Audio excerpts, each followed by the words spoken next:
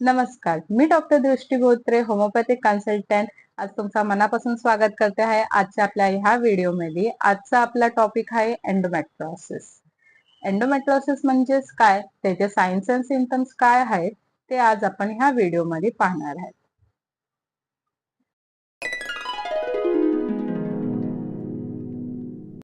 चला व्हिडिओला सुरुवात करूया.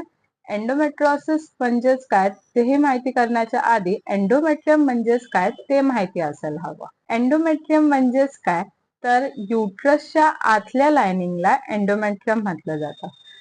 म्हणजेच गर्भाशय पिशवीच्या आतल्या लायनिंगला एंडोमेट्रियम म्हटलं जातं. एंडोमेट्रियम हे युट्रस मध्ये असतं.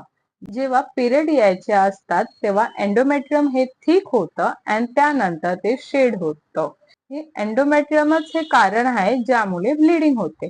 त्याला आपण पिरियड्स या मेन्सेस ही बोललं जातं. बट जेव्हा एंडोमेट्रियमची ग्रोथ युट्रस बरोबरच दुसरीकडे होते, म्हणजेच काय तर ओव्हरीज मध्ये, फॅलोपियन ट्यूब्स मध्ये, कधी कधी रेक्टम या युरिनरी ब्लॅडर पण इन्व्हॉल्व्ह होतो, तेव्हा त्याला एंडोमेट्रियोसिस असं बोललं जातं. एंडोमेट्रियोसिस हे ॲबनॉर्मल कंडिशन आहे.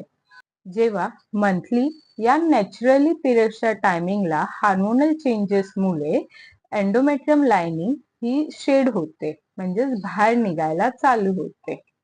तेव्हा जिथे जिथे एंडोमेट्रियम लाइनिंग ग्रो झाली आहे तिथे पण एंडोमेट्रियम लाइनिंग शेड व्हायला चालू होणार आहे. फॉर एक्झाम्पल, युट्रस मध्ये तर एंडोमेट्रियम लाइनिंग शेड व्हायला चालू होणारच आहे, but at the same time जिथे पण ओव्हरीज वरती एंडोमेट्रियम लाइनिंग ग्रो झाली आहे, या फॅलोपियन ट्यूब्स वरती ग्रो झाली आहे, या ब्लॅडर इन्व्हॉल्ड आहे, युरिनरी ब्लॅडर इन्व्हॉल्ड आहे, या रेक्टम इन्व्हॉल्ड आहे, तिकडची पण एंडोमेट्रियम लाइनिंग शेड व्हायला चालू होणार आहे. जेव्हा युट्रस मध्ये एंडोमेट्रियम लाईन बनते आणि ती शेड होते, तेव्हा नॅचरल वे आहे त्याला बाहेर निघण्यासाठी थ्रू वजायना. बट जर ओव्हरीज मध्ये या फॅलोपियन ट्यूब्स मध्ये जेव्हा बनते तेव्हा त्याला नॅचरल वे नाहीये बाहेर निघायला, सो तिथे ती क्लॉट्स बनते. इफ ओव्हरीज मध्ये इन्व्हॉल्व झाला असेल तर तिथे सिस्ट फॉर्म होतं आणि त्याला आपण चॉकलेट सिस्ट ही बोललं जातं या एंडोमेट्रियम सिस्ट ही बोललं जातं. इफ फॅलोपियन ट्यूब्स इन्व्हॉल्व असेल तर ते फॅलोपियन ट्यूब्सला ब्लॉक करतात. इफ युरिनरी ब्लॅडर इन्व्हॉल्व असणार आहे तर युरिन करताना खूप पेन होणार आहे ड्युरिंग पिरियड्स आणि युरिन मध्ये पण ब्लड असणार आहे. इफ रेक्टम इन्व्हॉल्व असेल तर स्टूल पास करताना त्रास होणार आहे, पेन होणार आहे ड्युरिंग पिरियड्स आणि स्टूल बरोबर ब्लड पण असणार आहे. आता त्याचे पॉझिटिव्ह फॅक्टर्स काय आहेत ते पाहून घेऊया. फर्स्ट आहे genetic factor.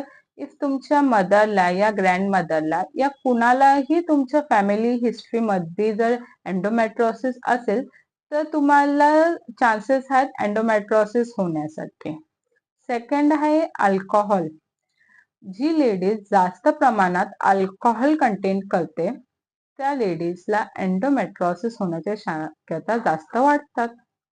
Females who are slim and thin त्या लेडीजला पण खूप जास्त कॉमन आहे एंडोमेट्रियोसिस होण्याचं. फोर्थ आहे age more than 30 to 40 years, या लेट प्रेग्नन्सी, या नलीपॅरा, या नो प्रेग्नन्सी. आहे हार्मोनल थेरपी. तुम्ही कुठल्याही टाईपचे हार्मोनल थेरपीज घेत आहेत कुठल्याही रिझन साठी तर त्या लेडीजला एंडोमेट्रियोसिस होण्याची शक्यता वाढते. Late menopause. ज्या लेडीजला मिनोपॉज खूप लेट होत असतो त्या लेडीजला एंडोमेट्रियोसिसचे चान्सेस वाढतात. नॉर्मली मिनोपॉज 45 to 50 एज पासून चालू होतो, बट ज्या लेडीजला आफ्टर 50 to 60 इयर्सच्या एज मध्ये मिनोपॉज यायला चालू होतो त्या लेडीजला एंडोमेट्रियोसिसची शक्यता वाढते. Obstruction in menstrual flow or tumour.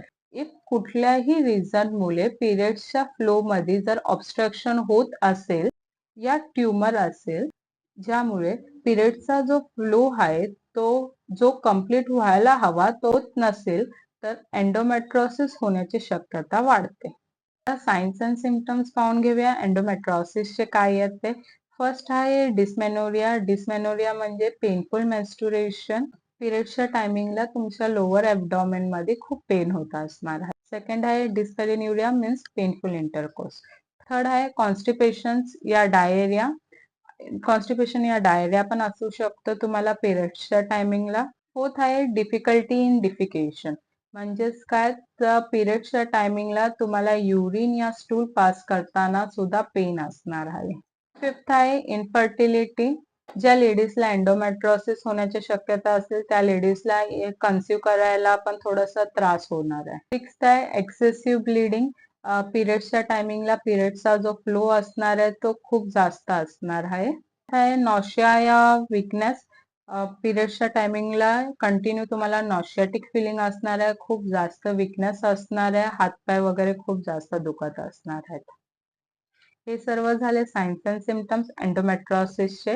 Endometriosis जर युरिनरी ब्लॅडर मध्ये या रेक्टम मध्ये असेल, तुम्हाला मी आधी पण सांगितलेलं, युरिनरी ब्लॅडर जर इन्व्हॉल्ड असेल तर युरिन करताना पिरियडच्या टायमिंगला तुम्हाला पेन होणार आहे, या युरिन मध्ये पण तुम्हाला ब्लड सापडणार आहे.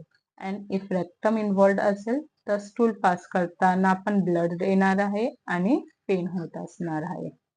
तुम्हाला ह्यापैकी कुठलेही सायन्स अँड सिम्पटम्स असतील या तुम्हाला एंडोमेट्रोसिस तुम्हाला डिटेक्ट झाला असेल तर तुम्ही तुमच्या जवळच्या होमिओपॅथिक क्लिनिकला या होमिओपॅथिक डॉक्टर्सला कन्सल्ट करू शकता, या तुम्ही मलाही कन्सल्ट करू शकता. होमिओपॅथीमध्ये एंडोमेट्रोसिस साठी खूप चांगले रिझल्ट आहेत.